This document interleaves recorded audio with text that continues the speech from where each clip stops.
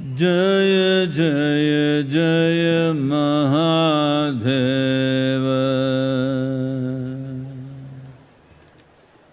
Jaya Jaya Jaya Mahadeva.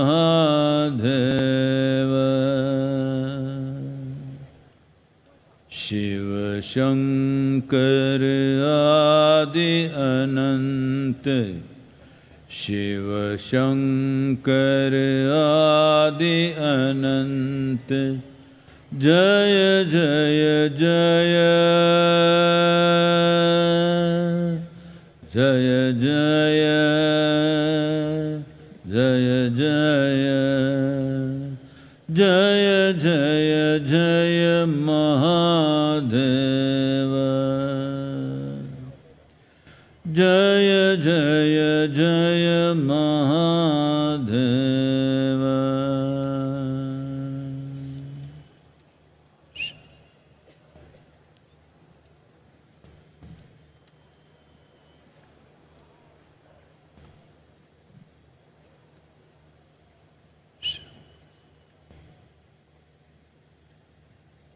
Can I risk one more story with you?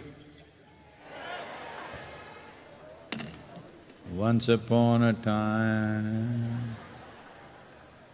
Can I risk a story with you?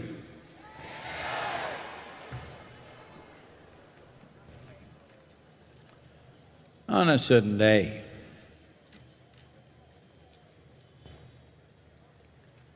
Shankaran Pillai went out drinking with his friends.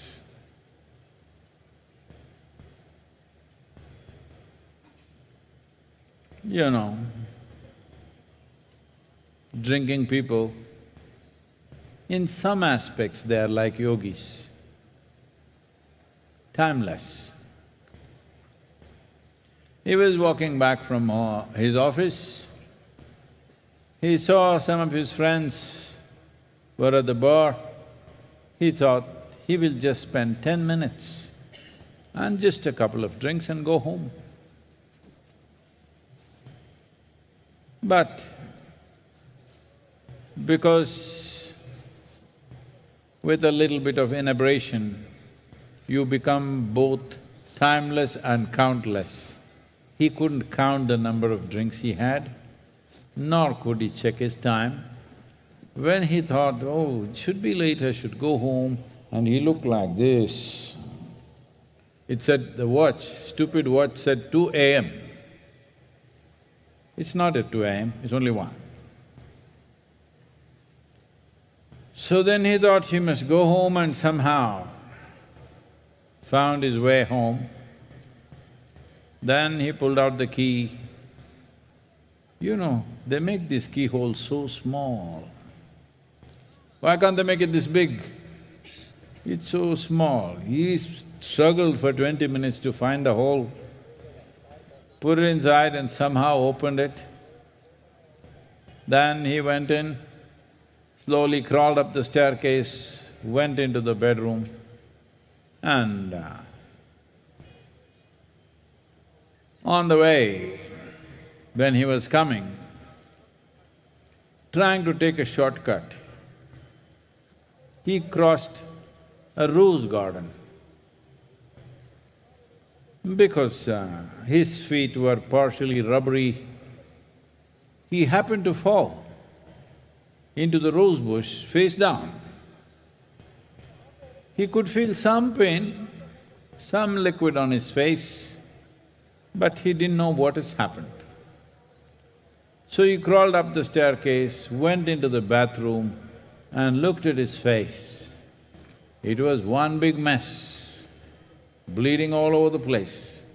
The rose bush had really done a scratch job on him. Then he opened the medicine cabinet, fixed himself up and went and crashed into the bed.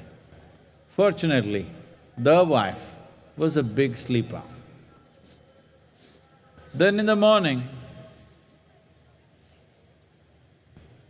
the wife brought a bucket full of cold water and splashed it on his face. He woke up, Why? It's only a Sunday morning, why are you bothering me like this? She said, you promise me that you will not drink. He said, for sure, haven't taken a drop.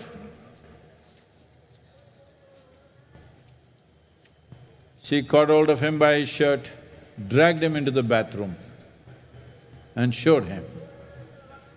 All the band-aid and plaster was on the mirror. Unfortunately, most human beings are handling their well-being like this.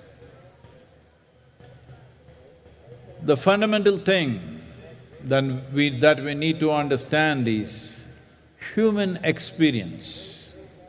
Human experience, joy or misery, peace or turmoil, agony or ecstasy, variety of experiences, all of them are manufactured within us, never outside of us.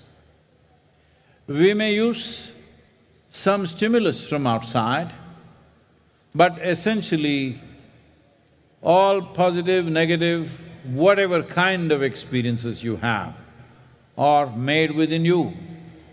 Manufacturing unit is here. So if you want to ensure what is the nature of your experience, you have to turn inward, engineer this a little bit. Been talking about inner engineering for a long time, because if you do not engineer this the way you want, whatever you may have in the world, a bag of misery follows you no matter where you go. Is just being joyful, peaceful or blissful is the goal of life? No, no, no. If you are soaked in blissfulness, then this life will blossom to its fullest potential.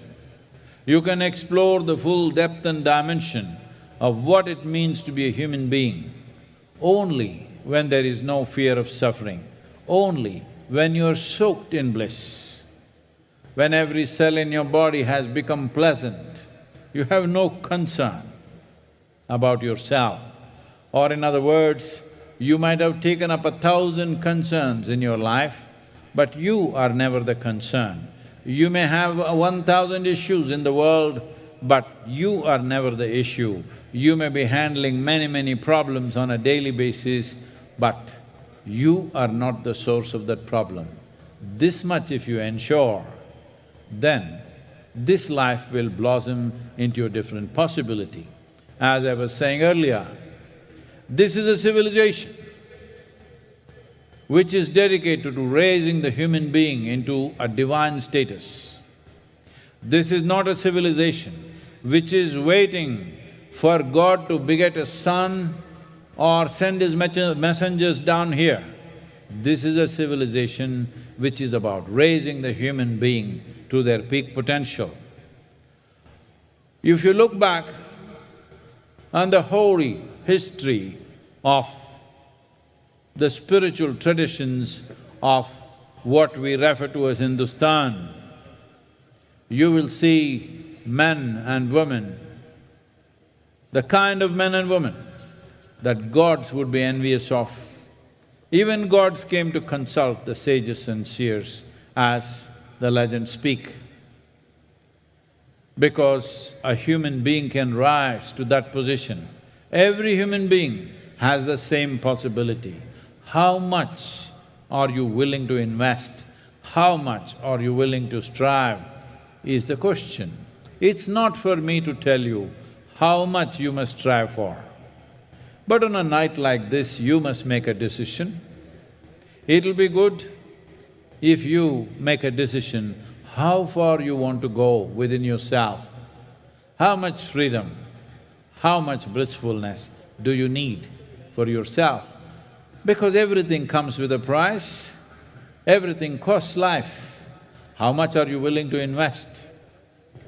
How much striving are you capable of? It is good on a night like this if you make your decision. You don't have to go by my prescription because I have not given you a prescription. unless you ask for one. So, there are simple ways, there are very sophisticated and complex ways, there are many ways. 112 ways. Those 112 ways are basic things.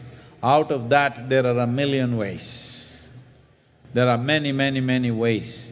But the important thing is, you must make a decision. How much of your life are you willing to invest for your inner well-being? How much striving are you willing to do, are you capable of doing?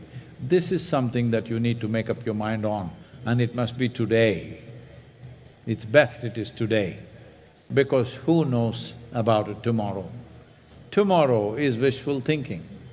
Yes, we plan for tomorrow, we strive for tomorrow, but we cannot live a tomorrow. So today is the day. If we want to make significant decisions about where are we going in our lives, externally you do whatever you want in your lives, whatever you're good at. But how you want to be is a choice. And this is the only creature that we refer to as human being who has this choice, who has the ability to exercise this choice.